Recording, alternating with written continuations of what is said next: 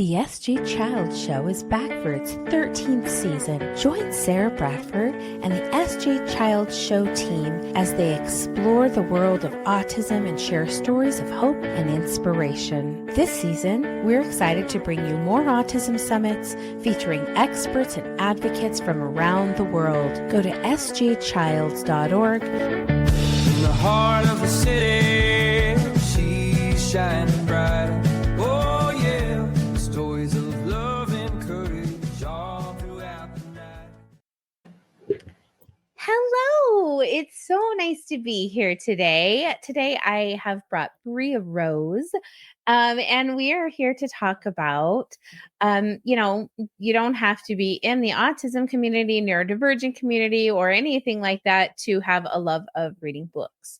And so, throughout my podcast, I've always loved to bring authors, inspiring people who storytellers have a special aura, a special sense about them, a special energy that they carry into the world with them. And I think that the kind of urge or a passion to share stories with others is magical. And I just want to thank you so much for bringing that magic to the show today. So thank you so much for being here, Bria. I'm excited to learn more about you. Let's start off with an introduction. Let us know a little bit about yourself and we'll go from there. All right. So, hi, I am Bria Rose. I am a dark romance author, specifically fairy tale retellings, but actually I'm a little bit on the spectrum as well. So this kind of works out. I love it. Yeah, we're all about building our community here. Yeah, I love that. Yeah, that's basically who I am. Trying to be a full-time author. We're working on that part. Work in progress. Yeah. Oh my gosh, isn't that the truth? And entrepreneurship in general is just not an easy road to take, but not one for the faint of heart, that's for sure. I have authored books myself, and it's definitely not something that has, for me personally, put any food on the table. But that's a different story. We're talking about self-published children's books versus actually, publishers wanted books like yours probably. So yeah, it's a little bit different story. But I'm excited to learn more about it because reading is something that, there's so many forms of being able to read these days with technology and things like that. So I just love to make sure that everybody has those accesses and things. And, if you'd like to listen on audio or if you like actually having that paper book in your hand, it's just something about taking yourself into that imagination that is so youthful and so good for you in your mind, isn't it? What do you think about that? I feel like I have been a storyteller my entire life. I love stories. I love long stories. I know my mom's always like, okay, let's shorten it a little bit. But again, that kind of goes with being on the spectrum a little bit. I think everyone should know every single detail of all the stories that I tell. Now, with writing, now I have you. So if you're going to pick up my book, you got to stick around for the whole thing, and I'm going to tell you all the details. So I just feel like storytelling really just like, I always feel like I got bit by the writing bug, and it's like you're saying, it's like this other level. I don't really know how to explain it, but just the creativity behind it and the passion I have for writing. And I feel like it came out of nowhere, but it didn't. I think it was just kind of biding its time until it's like, okay, now is the time to, express yourself. And I'm really enjoying the process. That's wonderful. So how did you start the process for those who might be interested in maybe thinking about writing their own book? Like, how did you take it from idea to paper, computer, if you will? Well, coming from a background that I was going to be a teacher, I actually have my master's in communication studies. I'm ordained. I do a lot of different things. I am a person who had no idea what she wanted to do. I mean, my first dream was to work at Disneyland, and I did it. I got to do that for like 7-ish years, like a year before the pandemic. And, that was the dream. And so when that was no longer a thing, I moved back home. I live about 7 hours away from Disneyland. I was like, what am I going to do now? I don't really care what I do. I just want to make money. So I was kind of lost for a second in life, like a few years. I'm like, oh, I'm kind of getting to an age where I kind of have to know what I'm going to do. I just feel like all these people just know at a young age, and that just wasn't me. And that is okay. That was my path.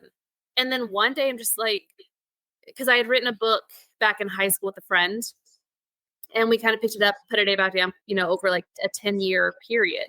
And about like 26, I'm like, I'm going to do this. I'm going to sit down and write this. And I did. I wrote the whole thing in 3 months. And then the friend and I decided to kind of like part ways a little bit because she was busy doing stuff. And then I'm like, you know what? But I still want to do this. I'm like, you know what? Let's sit down. Again, I don't come from a writing background. I was going to do other things. So I guess the biggest piece of advice from someone who, again, has no background, does not know the story structure, doesn't know how to develop characters, doesn't really know anything. I just knew I had a story and I wanted to tell it. And so I just started writing. So just write.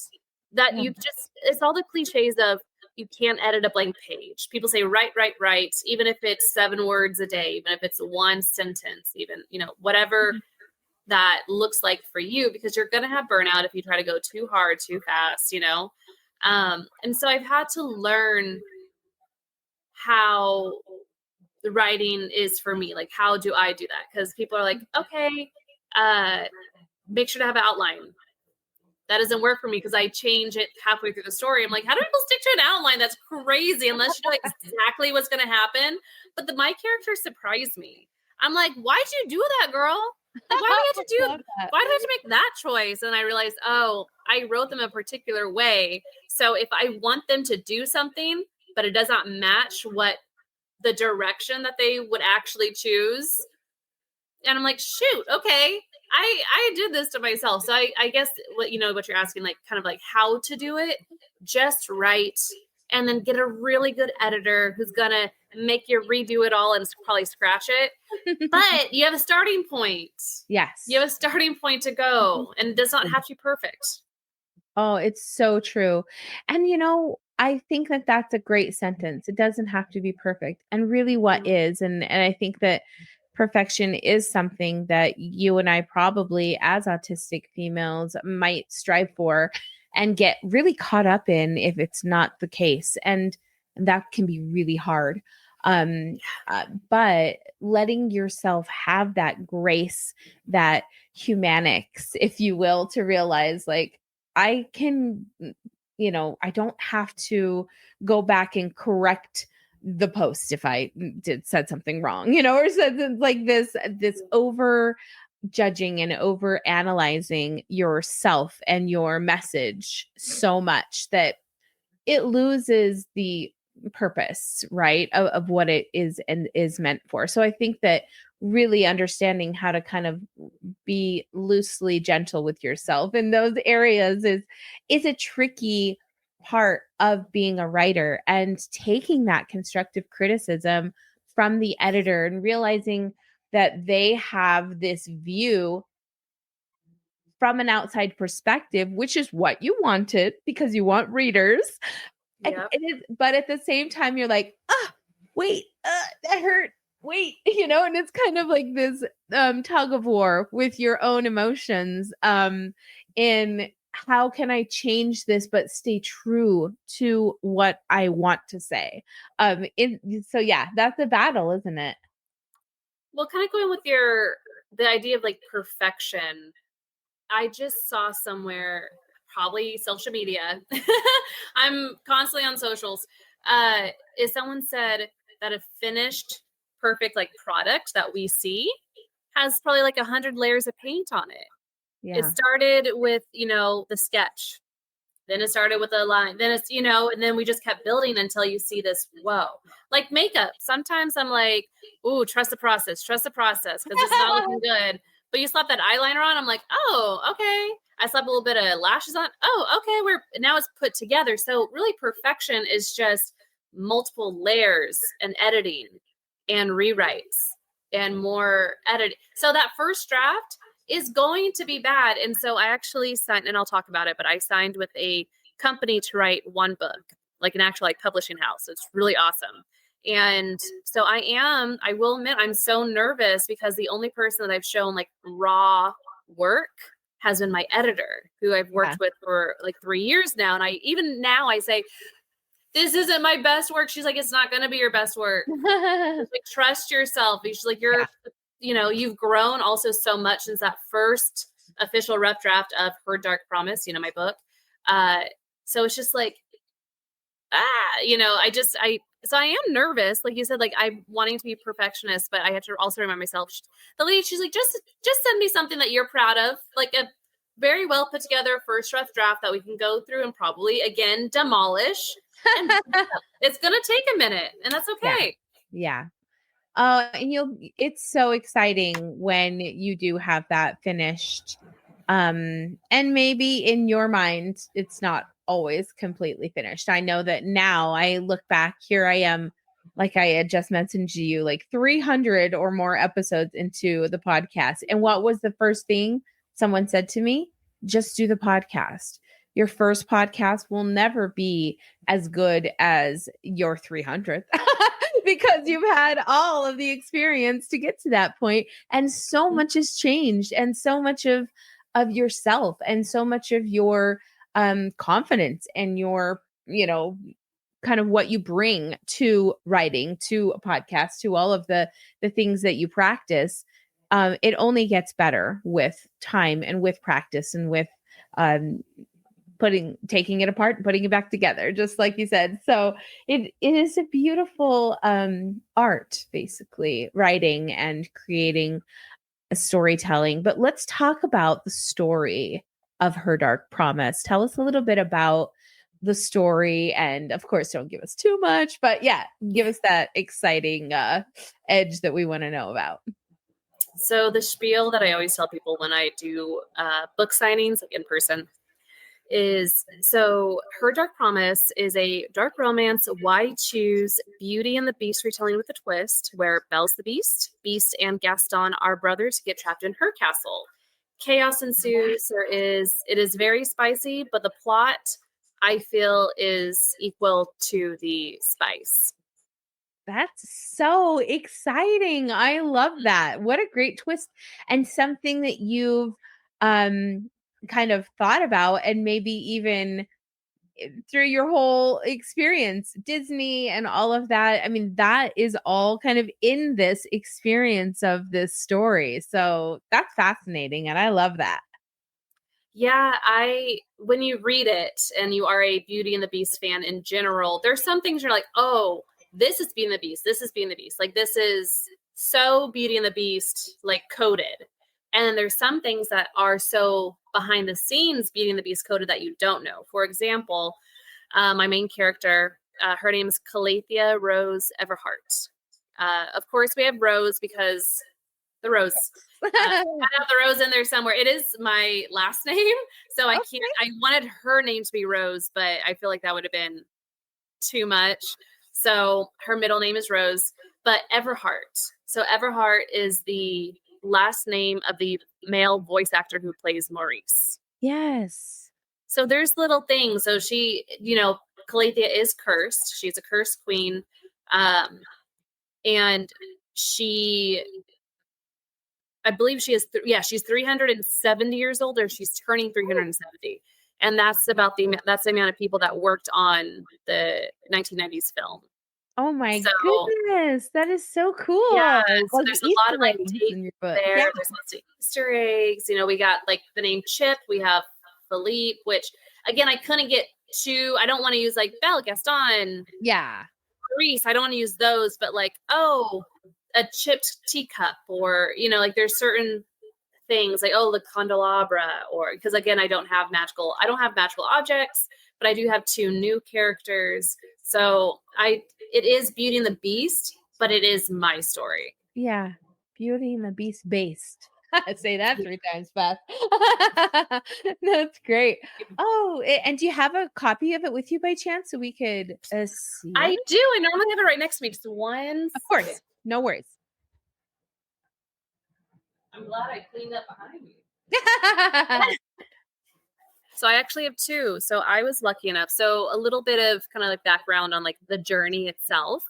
I published this last Halloween. So I'm not even a year published, mind you. Okay. So talk about perfection. I worked on this book for about 2 years with my editor, I believe, trying to get it perfect. But it just never was because we'd change something in the middle and then I have to go through the beginning again because I'm like, oh, better idea. So finally published Halloween 2024. I probably reached out to like 60 to 100 like book boxes, like subscription book boxes. Yeah. And I told myself, I only need one yes. That's all I need, just one. And I got that. Yay. So a month after it's, released, actually not, I don't think in a month, a few weeks, someone said, hey, this actually looks pretty cool. Can you actually send me the book so we can read it, see if where it'll fit? And I'm like, yeah, totally can do that. A month after that, literally, like, I think right before Christmas, they're like, oh yeah, we want this. This is awesome. So I actually have a special edition of my book, not even couple months after I published. So, wow. Of course that took time. That did released in spring, but I mean, I got the deal again 2 months after I published. Cool. And then I got, in April, I booked a segment on my news, and that happened actually the 5th of this month. And, all these opportunities keep popping up, and I'm very honored, but I have 2 covers to show you. This is the original. Okay. And then these are pretty sprayed edges. Not spray, they're hand stamped. Wow. And I have 25 days. So my oh, friend wow. That is so cool. Yes. So this is the original. This is a special in general, like the original cover with like special edges. And then I have the special edition cover, which is this. Oh, that's beautiful. Yes. I love that. And then we have the side. So pretty. And then we have the back. So nice, right? I love it. So great. Wow. Yeah, I know. It looks like magic to hold it in your hand, isn't it? It was kind of crazy, to be honest. Like the first time I held it, I'm just like, did I do this? And then I read, I'm like, oh my God, these are my words that I wrote, that I worked on in blood, sweat, tears, pain, burnout, writer's block, loss of, I'm not really loss of money, because like how we were saying, not a get rich quick scheme at all, because all the money I make goes back into the book. 100%. Right? Crazy. It's crazy. Oh, and how exciting that you went on the news. You're having book signings and more opportunities, and it's just going to be more to come as well. So do you have a second book in the works or thinking? Or I know it's a little bit soon to even ask, but just in case. No, 100%. Thank you so much for asking. Some future projects, or not future, current projects and future projects. I have a few that I'm currently working on. I don't want to overwhelm people, but I do I'm going to get very excited. I love talking about it. With Her Dark Promise, I actually have this. Bless you. Thank you. Thank goodness. So I have Her Dark Promise in paperback, hardback, ebook, and now audiobook. So that is coming out in audiobook. It's currently on pre-order. I'm begging people, I'm like, please help support me. Go on my website and pre-order the audiobook. It's with Jacob Morgan and Grace Noble, and they are incredible narrators. They sound amazing. So help me earn some of my money back, please. Because it is a pretty penny. And so there's that project that, thank goodness, the audiobook is now just, when it releases, and I only have to do social media posts. So that's the projects for that.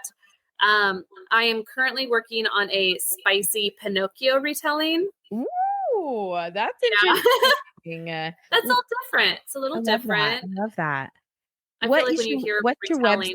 I'm sorry, I think there was I asked you in the middle of you talking there. It's authorbriarose.com. So author, AUTHOR, Bria, BRIAROSE.com. Did I do all the right spelling? Yes, good. Okay. Yeah. So those of you who are listening, yes, www.authorbriarose.com. Please go and support. And then of course she said she's on socials. So is it just Bria Rose on socials? So I branded myself really well, and everything is author Bria Rose. Author Bria Rose. Wonderful. TikTok, Instagram. If you have questions, that's my Gmail. It's everything. TikTok, IG, Facebook? Not Facebook. I can only do so many things at once. Love it. Okay, good. I'm going to make sure everybody knows they can find you and follow you, because thank you. There's so much to share. And I love social media for business and sharing. And I think that when you give people resources and options and tools, and it builds the community so much, and gives everybody, and this is fun. This isn't something, everybody go and get this box of vitamins. I mean, this is an exciting book about things that, let's be honest, most people really love, especially people on the spectrum. There is a very big liking to Disney. I know that for a fact. So yeah, exciting to have these options available for your reading pleasures, especially if you have like reading groups, or that you do. Get the book, suggest it to your reading groups so that you guys can do reads and stuff together, and then get on social media and make sure that you give her a review. Go on Amazon or wherever it is for sale and make sure you send reviews, because it means so much to an author to get reviews. It's huge. And I love reading them. I read all of them. I read, even the ones that are like, 1, 2, 3 stars, unless there's no hiccups or bless you. a little talk. That's okay. I even, again, unless there's like just 1 star, there's like nothing. They're actually, all the reviews are really nice. Some people are like, I think the biggest, like, oh, it's a little long. I'm like, well, it's one book, it's standalone, and I wanted to make sure that my girl, went through her ups and downs, because it really, I now looking back, I'm like, I should have made this into 2 books. It was very silly to make it into 1. So I understand, I get it. Mistakes were made, but mind you, this is also my first book, so I take this all as like constructive criticism. I have, for this next book, I'm shortening my chapters. The book is not going to be, mind you, just to give you an idea, a debut fantasy or dark fantasy author will normally kind of hit anywhere between 80,000 words and no more than 100,000 words. My book is 150,000 words. So I get it. Further. I get it. And people read long books all the time. I'm like, time. I wrote the story how I thought it should be told, and this is what we have. And so, I really encourage people to support, indie.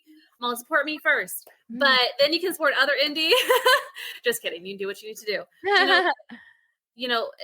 Book people, if you are a book person, then we're gremlins. We are very gobbly. We want to gobble and nom up all the books. I could show you I have 4 bookshelves, and they're like double because I have so many books. Like, there's just so much space, and people just devour books. So my book is ready to be devoured by you. Yes, I love that. Yay. Oh my gosh. This has been so much fun, and it sounds like such an exciting book, and I know it's going to be a wonderful, wonderful read for everyone who picks it up. So please go and support Bria Rose on all her socials, on authorbriarose.com, and please make sure, tell me where it's being sold again. So it is currently on Amazon, Barnes & Noble. Some Barnes & Noble have them in store, but definitely call ahead of time. If you want to see my book in shops, you need to call the stores and you need to request it, and then they will start having them on the shelves.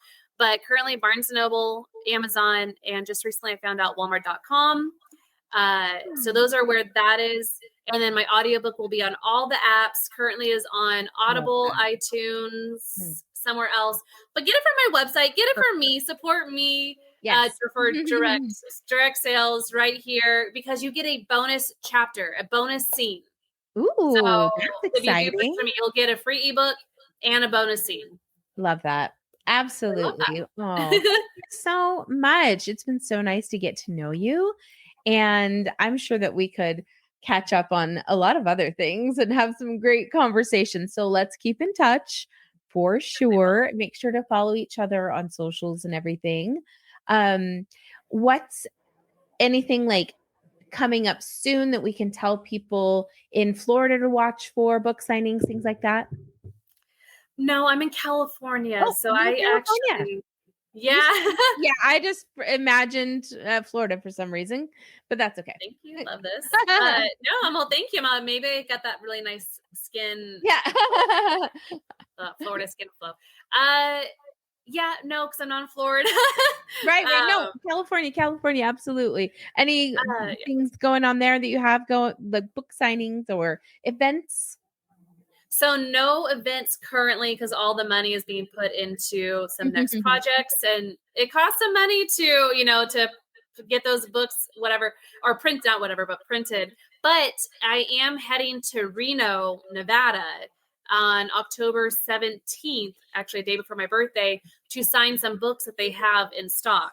So if you do want a signed book and you're in the Reno, Nevada area, go to your Barnes & Noble on Virginia Street, I believe. It's still Barnes & Noble, Reno, Nevada, October 17th. I will be there signing books for a hot second. I like that. Well, I'm from Reno, Nevada, so maybe I make a trip in October. Okay, maybe we can maybe meet up October 17th and we can meet in person. That'd be really cool. Right? Oh my gosh, that would be so crazy, right? Do a little, hey, this is the podcast. Oh my gosh, that'd be so cool. That'd be fun. It will be very cool. Well, we'll keep in touch about that little side note there. Thank you so much for your time today. It was so fun to get to know you, and I look forward to staying in touch. I think that we are going to have lots of great conversations in the future. I just know it. I believe it. Thank you so much for the opportunity. Yeah, it was so much fun. Thank you. And we'll chat soon. In